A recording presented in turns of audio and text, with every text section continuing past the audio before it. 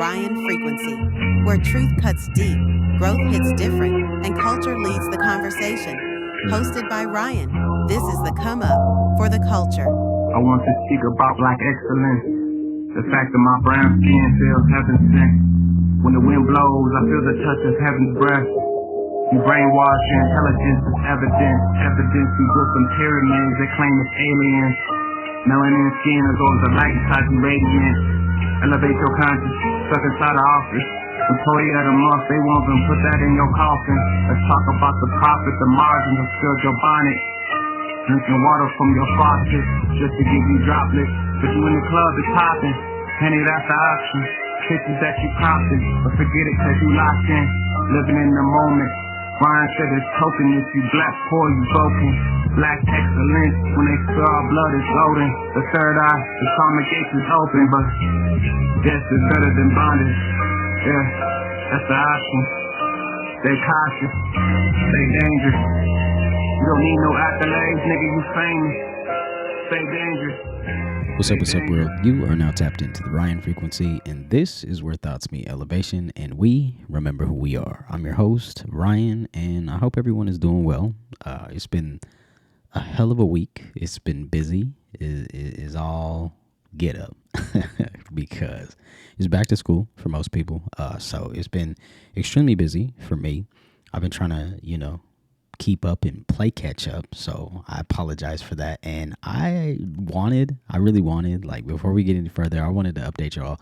I wanted the website to be finished this week, but of course, in true Virgo fashion, it is not, because I don't like it. So I have not finished it. I'm still putting some final touches on everything, and I'm also just back testing like all of the links and everything, just to make sure that it is fully operational, so that when you guys, when it gets released, that there's no issues. The landing page was okay, but again, I didn't like it, so this is the reason why I haven't released it. But it is coming soon, so the rionfrequency.com. It's coming, I promise. But with it being back to school, I went to the back to school night, with your kids, and I was looking through my son's schedule. He's in 10th grade, and he was just telling me about all his classes and things like that. And then he said that he was taking a history class, which I was happy to hear about, just because, history is one of my favorite subjects. And when I went to the class and, I met the teacher, I was scanning the walls to see, if there was any reference to Black history at all. And of course, there weren't any. And my wife, she immediately caught my vibe. She asked me right as soon as we left into the hallway. She was like, "You were looking for anything referencing Black history, weren't you?" And I was like, I was. But my son told me that it was an elective course. That kind of baffled me. I asked him, since when was history the equivalent to like home ec or gym? Like, what the fuck?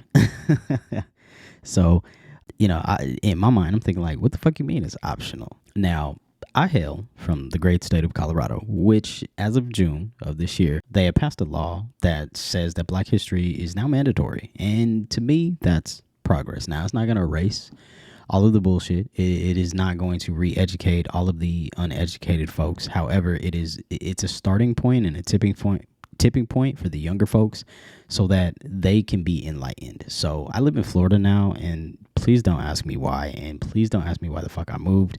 I don't know. And honestly, change has been good.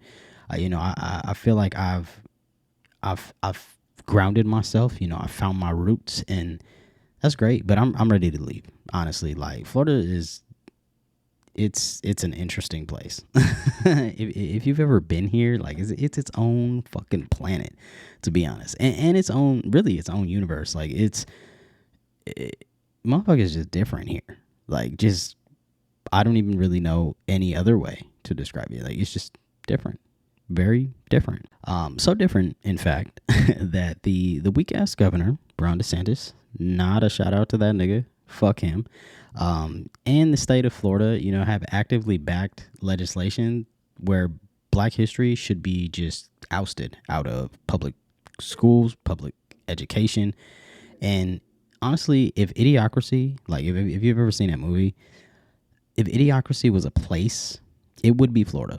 Like, it wouldn't be anywhere else in the world. It would literally be Florida. But I was scrolling on TikTok. I don't want to get too far off topic talking about Florida being a wild place, but I was scrolling on TikTok casually, and Amanda Seales' Jubilee appearance came up. You know, just clips of it, obviously short clips, but I was invested, so I decided to watch, you know, the entire debate. And first and foremost, you know, we want to give a shout out. You know, we gonna give her flowers. Amanda Seales, the beautiful, beautiful Amanda Seales, she is personified Black excellence. Like, she really is. And not just because I agree with the points that she was making, but she is truly Black excellence. And I know that some people y'all are gonna bring up like old shit that she said that can be conveyed, and people will disagree with, but this is not a platform where we're going to build people up to tear them down. So if you want to do that shit elsewhere. But as it sits, you know, Amanda sat down with what I believe is 20 tokens, you know, 20 boot licking ass niggas. And they want to be called conservatives. So respectfully on the show, we gonna call them 20 Black conservatives, but I just said what the fuck they were, house niggas.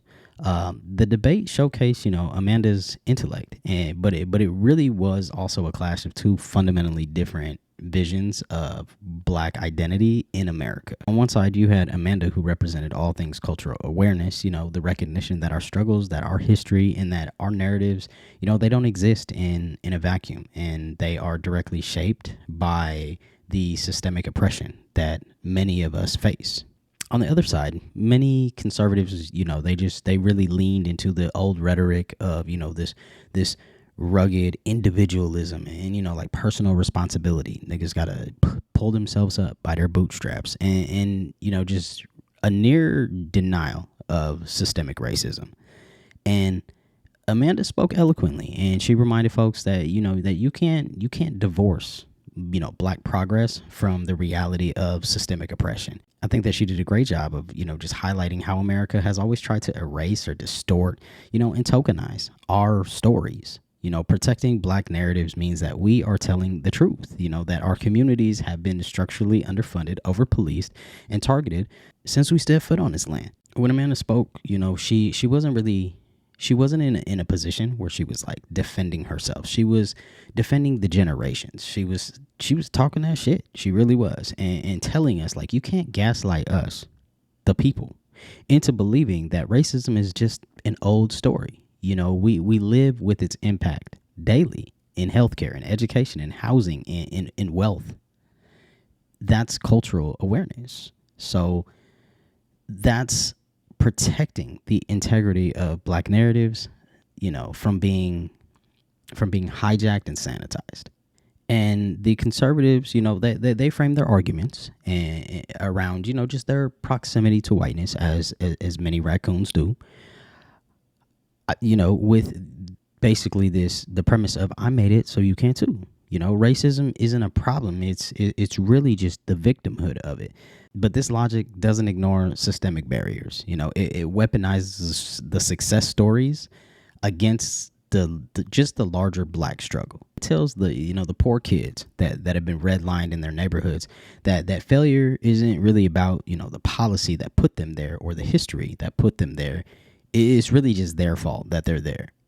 And this assimilation is dressed up as empowerment. And Amanda called all of that bullshit out. If you haven't watched the Jubilee debate, you need to watch it, for real. Like, I'm not really a big fan of Jubilee because they be platforming a whole bunch of just bullshit. But this particular debate is worth watching. Amanda, she exposed the rhetoric, you know, the one that silences the collective Black struggle in favor of a few exceptional individuals who find safety in aligning with conservative and often white-centric narratives. So today's episode is about the oxymoron of Black conservatism, because tokens always get spent. When I think of Black conservatism, I always think in reference to Nick Fuentes and his racist, you know, white nationalist bitch ass spitting straight facts about Black conservatives. And this was just a few months ago, and he was specifically talking about Jason Whitlock, who is really like a modern day Uncle Ruckus, you know, just a house nigga altogether. You know, Malcolm would have called him a house nigga. And We're going to touch on that in a minute. But if you haven't listened to the audio, we can do that together right now. And by the way, you are a token. Hey, Jason, you're a token. You are in conservative media as a black guy that can confer upon white people the dignity of not being called a racist for having their views. That's why you get paid. And that's why I don't, because I didn't have the privilege of being born black. I was born white, so there's a limit on what I can say. There's a limit on what I can say without being penalized in the so-called free marketplace of ideas. And everybody knows it. Everybody knows it. Everybody knows. And everybody's sick of it, especially in the conservative space, that blacks have had it easy. It is, and I don't doubt that he's a sincere person. I'm sure he's a sincere person. I'm sure he's genuine. But you are playing by a different set of rules, pal. You have training wheels on. You think you've earned it? Everything you have. Take a look around at your studio, your contract, your employees. If you said the stuff that you said as a white person, your ass would be fucking gone. And everybody knows that. You're on Blaze hosting E. Michael Jones talking about the Jews. It's a good fucking thing you're black, because if you weren't, you would have been fired like Elijah Schaffer. And as much as I can't stand Nick Fuentes and his pussy ass, he's not wrong. Like, he's not fucking wrong. Tokens are always, that one black person in a room, and they always put on a spotlight in a room that wasn't even made for us. The type that is, they're the type that is smiling next to oppression, like it's a photo op. It's the Candace Owens, the Jason Whitlocks, the Sheriff Clarks, even black pastors. Now feel me, who turn their pulpits into Fox News types of sound bites. They don't challenge our systems. They uphold it, and the worst part is that they do it in our language. They do it with our history. They start quoting Malcolm. They misuse Martin, like Buddy, who was debating Amanda. The nigga got up to the mic in the spirit of Martin just to sell out his entire fucking legacy. For a bullshit position, for a bullshit stance. Y'all got, if you haven't watched it, I'm gonna say it again. If you haven't watched it, you need to go watch the debate, please. Then come back. You'll understand what the fuck I'm talking about and why homie looked fucking ridiculous. But conservatives always lean on like respectability politics. The belief that if we dress better, speak better, behave better, that we'll finally get the respect that we deserve. But history has already showed us that being respectable won't save us. Respectability never saved us. Liberation and cultural unity and telling the truth are the only tools that protect our future. But some of us out here ain't just trying to make it, they trying to be accepted in it. That there's a dangerous lie that says if you get close enough to whiteness, you dress right, you talk right, you vote right, that you escape your blackness. And truly, the deeper truth is that a lot of these bootlickers, they're not chasing liberation. They're chasing approval. That's all they want. Anything for the white man, or in this case, the system, to value them, acknowledge them. And what's worse is the pursuit of approval turns into oppression by proxy. Now, let me run that back. Proximity to whiteness becomes a tool to suppress black folks who ain't made it out yet. You hear it, you hear it time and time again on this Jubilee debate. I made it out, so why can't you? It's the reason why the corporate niggas are calling niggas in the streets lazy, with no empathy or understanding, just all judgment. It's why, like, black women, when they get on these mics on these white networks, and they'll call the protesters thugs and race hustlers, all while trying to get applause from the crackers that they desperately need approval from. And this is why that they will use their personal success as proof that racism don't exist. Decoding the matrix doesn't mean the matrix doesn't exist. They don't realize The closer that you are to whiteness, the more the system tries to use you and invalidate the lived experiences of everybody else that got caught up in this grind. That is not fucking assimilation. This is enforcement. Y'all have just become cultural cops, like narrative enforcers. Gatekeepers who will weaponize respectability to dismiss the pain that they no longer feel, you know what I'm saying? Or at least refuse to feel. And nigga, let's be real. White supremacy loves a token nigga, a token Negro with a clean record and a confused ass conscience. Because the token nigga, you know what I'm saying? Like they don't just smile for the camera. They put on a motherfucking show. They testify for the people that they left behind, saying shit like pull up your pants, stop blaming racism, stop blaming the system. Focus on black families. Why don't black kids have daddies? All of the baby mamas. Why are all black dads on child support? They get to asking these silly ass questions. Like systemic oppression was like a fucking bad attitude that we all just put on and we could just take it off at any point in time. When we speak the truth to power, the first ones to say that we making excuses and that we living in the past, They be the ones that be talking about, oh, we should just move on. But these niggas didn't even escape the plantation. They just moved up to the fucking porch and then just started throwing rocks back at niggas like they were better. While the rest of us, we in the field, picking truth from the dirt.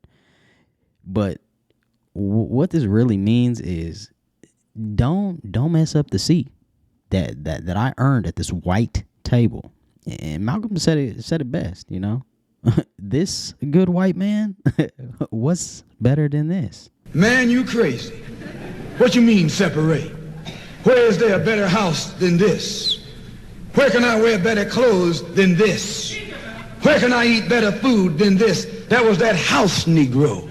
But really, have you ever noticed, the same ones that probably would have hated Malcolm when he was alive are the same ones that be quoting him today, and the same goes for Dr. King. Suddenly, everybody loves a motherfucking freedom fighter.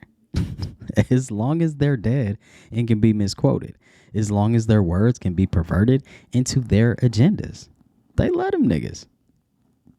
The words of Malcolm X and Dr. King didn't age into mainstream comfort. They were repackaged, they were weaponized, and sold back to us with a price tag. Malcolm didn't whisper the truth. He didn't politely give commentary. He dragged that motherfucker into the room and made everybody uncomfortable. He told us that the white man will try to satisfy us with symbolic victories rather than economic equality. And today, that shit gets clipped up into a TikTok about diversity hires. They didn't quote the Malcolm who said, you can't have capitalism without racism. They quote the version of Malcolm X that fits into a Fox News segment. You'll see these niggas do the same thing with his distrust of white liberals into justification for right-wing policies. As if Malcolm would have ever voted Republican or Democrat. He would have told us to build our own shit. Malcolm didn't just reject liberalism because it was too woke. He rejected it because it was too performative, too good at pretending to be a white ally while still holding the whip. Ain't nothing changed. Democrats are especially good at this, and Trump just keeps spending his tokens. Black conservative voices love to drop his name when criticizing Democrats. They love Malcolm X when criticizing Democrats. But what they never mention is that Malcolm called both parties out. He called America out. He said that he was not a Democrat or Republican. He said that he didn't even consider himself American. And that part never makes it to the group chat. It never makes it to the Fox News segments. But they do Dr. King dirtier. The man that they jailed 29 times, he was hated by the FBI. He was assassinated by the CIA for organizing the poor. He has been reduced to one line and one line only, which is, I have a dream.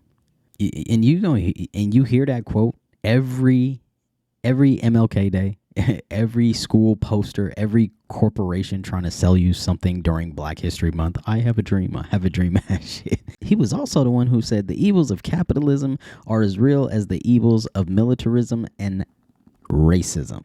Okay? Or a riot is the language of the unheard. All you hear is his chants for peace, as long as the truth is never revealed and we remain stagnant. So ask yourself this, okay? Would modern conservatives agree with King, with that version of Dr. King? Would they post that quote on Instagram next to a protest? No. Because the CIA didn't just kill Dr. King. It killed parts of him that made other people uncomfortable. And now that hollowed out version gets used by Black conservatives to gaslight every fucking movement. They'll tell you, King believed in peace. King believed in law and order. And meanwhile, King said, we will not be satisfied until justice rolls down like water. But justice don't roll through respectability politics. What we see today is strategic erasure of their radicalism so that their names can be used to beat down the very people that they were standing up for. And this is misinformation through misrepresentation. It's the selective quoting of these men who refuse to be silent, used by people who refuse to be honest and whose only objective is to silence. Quoting Malcolm does not make you a revolutionary. It makes you a parrot unless you live what he lived. You saw what he saw in the struggle for equality. And citing Dr. King doesn't mean that you care about justice. It means that you've mastered the art of the optics, but not carrying the weight of moral clarity. Because the token Negro only serves one purpose: to make whiteness feel less guilty. That's why every time that we speak up against oppression, here comes some Uncle Tom token Negro ass nigga, fresh from the hair and makeup, telling us racism doesn't exist. And that poverty, that hood shit, that's just bad budgeting. That's just that's just a condition of no dad being in the home. Like these same bullshit ass talking points every time. They are the I made it out, so why can't you crowd. Meanwhile, they're sitting on platforms built by whiteness for white comfort. So here it is, all right? So white supremacy don't need a hood and a cross no more. Like they don't. They don't need to be out here running around in sheets. Sometimes this is gonna hit you harder than what it should, but it shows up now in tailored suits with black skin and conservative buzzwords. They don't challenge any of the systems in place. They stabilize them. By being the acceptable Negro or the acceptable nigger, they validate the myth that the system ain't broken. We are. But James Baldwin said, I can't believe what you say because I can see what you do. And you're going to hear it every single time somebody calls out like a Candace Owens or a Larry Elder or whoever the token nigga is for the month. Black people are not a monolith. That's facts. Black people are not a monolith. We've never been. We are jazz and gospel. We trap and opera. We Wall Street and the block. We're gay, we're straight, we're Muslim, we're Christian, we're hood, we're bougie, we're college, we're college educated and Ivy League all the way down to the GED. We're everything. We are all of it because blackness is broad, it's expansive, and it's nuanced. But that's the part that they always conveniently just leave out. Being different ain't the same as being useful to the enemy. But what these house niggas do, especially the ones tap dancing for the right wing, right wing news and these shows, is they hide behind the I'm different mask, when what really they are is doing is just performing blackness in a way that's palatable to whiteness, digestible to the oppressor, and appetizing for a racist. They're not thinking differently. They're actively undermining a collective struggle. They're mocking it and giving it bullshit commentary as if the intentional architecture is somehow entertaining.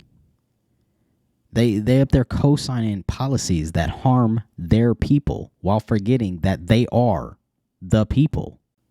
And they get to attacking movements that are rooted in liberation and equity. Not because they disagree with the methods, but because they were never invested in the mission. they're not rejecting a groupthink. They're auditioning for approval. And Candace, Larry, Jason, all you niggas, you made the cut. Y'all still niggas though. Fuentes let y'all know. Tokens get spent every time. There is nothing revolutionary about disrespecting your own people. You know, there is nothing genius about being a black face of white fear and uncensored white hate of our people.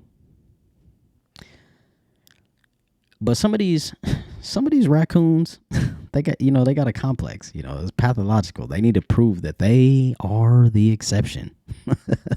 You know, they step into white spaces and go, I'm not like them. I made it. I followed the rules. Okay. And what does that proximity to whiteness award them and reward them with? A mic, maybe a platform, you know, and maybe a decent paycheck. But honestly, it's never you that they care about. It's always about what you allow them to say about the rest of us. You know, how can I be racist? Look, my black friend agrees with me. I got a black friend.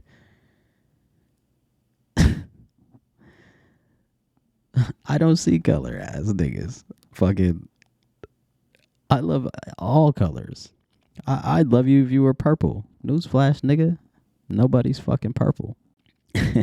Y'all goofy niggas are not uplifting the race.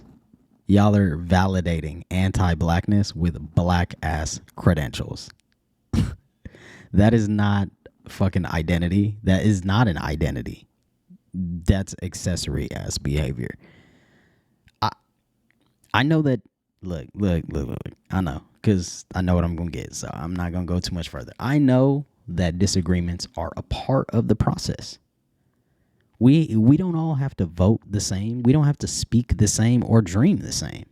And the civil rights movement in itself had factions. You know, you had Dr. King, you had Malcolm, you had the Panthers, you know, you had SNCC, you had the Garveyites, and along with all of these like different moving styles, but they all had the same urgency. They all had the same energy. The difference is that they fought for black people, even when they all disagreed. And today, you know, we got these niggas who are they're not just dissenting, you know, they are defecting. They're not arguing for a better way forward. You know, they're arguing us for us to sit down, shut the fuck up, and be grateful for the little crumbs that the white man gave you. Oh, how much you love white folks? Best thing the good Lord ever did for the planet Earth. Ruckus, you black as the ace of spades, man. I don't see the need for you to go and insult the man after a game of checkers. We've been reminiscing all day, looking in each other's eyes, acting like we like each other. Now you gotta go ahead and remind me of my ailment. Ailment? Ruckus, how could you possibly love white people so much? It's easy. Have you ever looked at them? White man just a joy to be around. They smell like lemon juice and pledge furniture cleaner. And look at them. They gave us discipline, jobs, put structure in our lives, took us out the jungle. And what we do to show our appreciation? We march up and down the street. We vote. Carry on. Ingrates. This good white man, like every time I hear Malcolm, this good white man. In those days, he was called a house nigger. And that's what we call him today, because we still got some house niggers running around here. This modern house Negro loves his master. He wants to live near him. He'll pay 3 times as much as the house is worth just to live near his master. And then brag about, I'm the only Negro out here. I'm the only one on my job. I'm the only one in this school. You nothing but a house Negro. This good white man, where you gonna get a better job than you get here? I mean, this is what you say.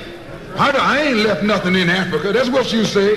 Why you left your mind in Africa. What food is better than this? Where is better than this? Nigga, come on. They're not, these motherfuckers is not out here building bridges. You know, they're crossing them, they're burning them, and then blaming the smoke on wokeness from the other side. That's not a principle. You know what I mean? They are simply engaging in puppetry. So no, blackness is not a monolith. But that does not mean that you get to go out and go throw the whole culture under the bus for clicks, for likes, That does not mean that our trauma becomes content for white consumption, and that does not mean that your proximity to power or whiteness makes you the new overseer. It does not make you the solution. It does not make you the answer. Black thoughts are diverse, but Black integrity has roots. And if you're actively engaging in doing something that makes the struggle harder for people in it, you might want to stop and ask yourself, who the fuck are you really helping? Because the revolution comes, and it always does. And you don't want to be the one on the wrong side of the mic or history. This is the Rion Frequency. This is the come up for the culture. So until the next time, stay royal, stay rooted, and keep that frequency high. And in addition, keep them coons away. This was the Rion Frequency, where the wealth conversation starts with mindset and ends in legacy. If you're listening on Apple Podcasts or Spotify, rate us 5 stars, drop a review, and help the algorithm find the culture. If you're watching on YouTube, hit that subscribe button, smash the like. The come up is now in session.